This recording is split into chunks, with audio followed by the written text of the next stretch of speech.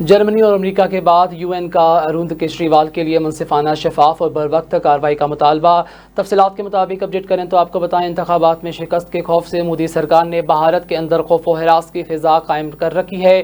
مزید اپڈیٹ کریں تو آپ کو بتائیں، مودی سرکار کی جانب سے کرپشن کو منظر عام پر لانے والوں کی آواز کو دبایا جاتا ہے۔ مودی سرکار کا انتخابات سے قبل اپنے مخالفین پر وار پر وار مودی سرکار اپنے خلاف کرپشن کو منظر عام پر لانے والوں کی آوازوں کو خاموش کروا دیتی ہے۔ نئی دہلی کے وزیر اعلیٰ اروند کیجریوال کو گرفتار کرنے کے بعد عام آدمی پارٹی کے دفتر کو بھی سیل کر دیا گیا ہے۔ انتخابات سے قبل اروند کیجریوال کی غیر قانونی گرفتاری پر امریکہ اور جرمنی کے بعد اب یو این نے بھی تحفظات کا اظہار کر دیا ہے۔ اروند کیجریوال کی گرفتاری پر اقوام متحدہ کے سیکرٹری جنرل کے ترجمان کا کہنا تھا کہ ہم بھارت سے یہ امید رکھتے ہیں کہ وہ وزیر اعلیٰ اروند کیجریوال کا معاملہ انصاف کے اصولوں کے تحت حل کریں گے۔